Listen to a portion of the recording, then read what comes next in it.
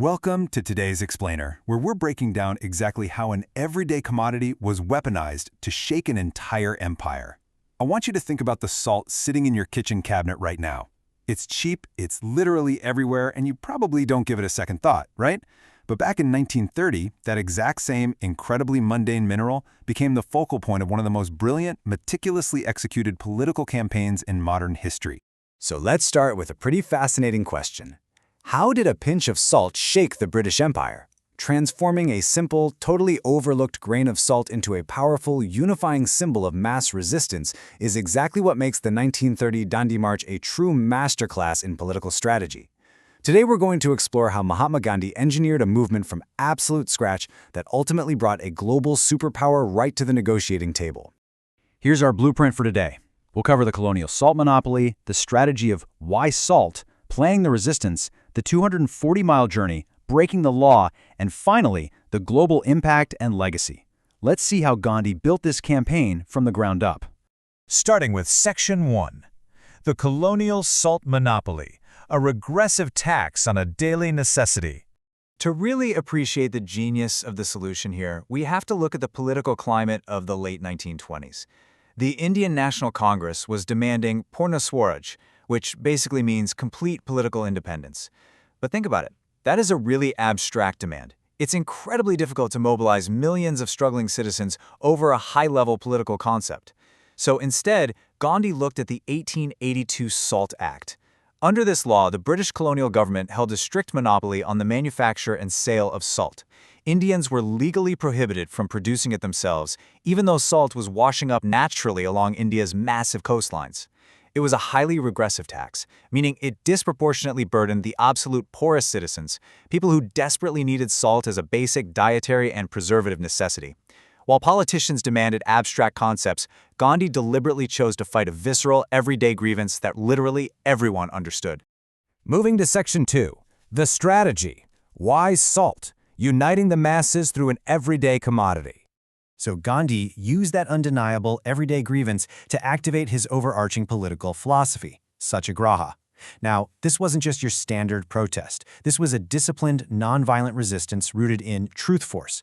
Gandhi had actually been developing and refining this technique since he got back from South Africa in 1915, deploying it in earlier, smaller campaigns. But by 1930, he needed the perfect catalyst to unleash it on a massive, unprecedented scale as the primary instrument for the freedom struggle. The answer to that need was just brilliant in its simplicity. Salt touched every single Indian household. At the time, some political leaders actually laughed at the idea. They thought salt was way too mundane an issue to galvanize a whole nation. But Gandhi saw the absolute psychological genius in it. By choosing a basic staple used by the ultra-rich and the ultra-poor alike, he completely bypassed all the deep divisions of caste, religion, and region. He found the one single thread that could unify the entire country against colonial exploitation. Which brings us to Section 3, Planning the Resistance, a Transparent Checkmate. With his target locked in, Gandhi unleashed what we would today call an incredibly modern public relations strategy.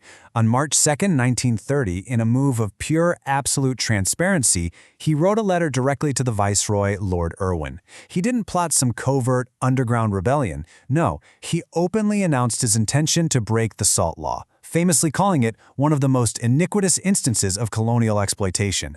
By stating his intentions plainly well in advance, he framed the impending civil disobedience as a strict matter of conscience. It masterfully placed the entire moral burden of the response squarely on the shoulders of the colonial government. And you know what's crazy? When it was finally time to move, he didn't start with a massive army. He started with exactly 78 people. To maximize the symbolism, Gandhi carefully selected just 78 ashram inmates to accompany him right at the start of the march. But these weren't random people. They were deliberately chosen to represent varying ages, castes, and regional backgrounds. It was a literal walking microcosm of Indian society, stepping out together. Section 4. The 240-mile journey, scaling up the movement. Let's take a look at the physical execution of this. They departed Sabarmati Ashram on March 12, 1930. By April 5th, they arrived at the coastal village of Dandi and then broke the law the very next day. By early May, Gandhi was arrested. So in a period of just 3.5 weeks, this movement organically scaled up from 78 men to a massive procession of thousands, all while the entire world was watching. So how exactly did they scale it so effectively? Well, the execution was highly disciplined. They walked at a measured pace of about 10 miles a day through Gujarat. And let's be clear, this wasn't just a hike. This was a traveling public relations campaign.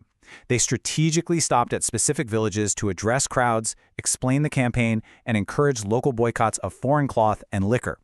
They meticulously planned the route and the timing to maximize press coverage. They even had American reporters walking right alongside them, putting the British administration under an absolutely unforgiving global spotlight. Next up, Section 5, Breaking the Law, the theatrical climax at Dandi Sky. All of this relentless, careful planning set the stage for a seriously dramatic climax on the shores of the Arabian Sea.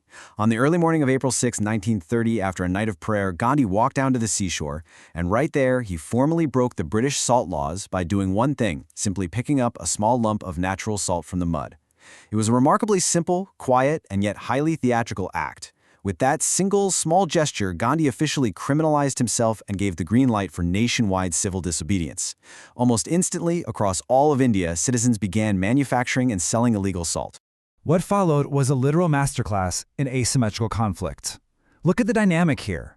While the satyagrahis were peacefully manufacturing illegal salt, boycotting British goods, and calmly occupying facilities like the Darsana Salt Works, the colonial government reacted with just overwhelming force. We're talking mass arrests of thousands, imprisonment of key leaders, and brutal police beatings of completely unarmed protesters. But because the protesters maintained strict, nonviolent discipline, even while being beaten, the violent crackdown severely damaged Britain's moral standing worldwide. The press captured all of it, exactly as Gandhi had anticipated they would. Finally, Section 6, Global Impact and Legacy, the ripple effects of Dandi. So what was the actual return on investment for this massive undertaking? Well, while the Salt March didn't win immediate independence or even get the salt tax repealed right away, the ripple effects were world-changing. It straight up forced the British government to the negotiating table, resulting in the Gandhi-Irwin Pact of March 1931, which ultimately secured Gandhi a seat at the Second Round Table Conference in London. Crucially, it catalyzed a massive expansion of women's participation in the freedom struggle. Women took on huge prominent roles in producing illegal salt and picketing shops. But most importantly, it definitively proved the efficacy of mass, nonviolent civil disobedience. It provided a permanent, lasting blueprint that would go on to inspire anti-colonial and civil rights movements across the entire globe. As we wrap up this explainer on a true masterclass in political strategy, I want to leave you with this question to really consider. If a handful of salt can spark a revolution, what everyday injustices are we completely overlooking today? The sheer genius of the Dandi March wasn't in inventing some complicated new political theory.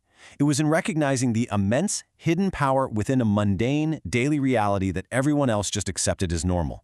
Thank you for joining me for this explainer.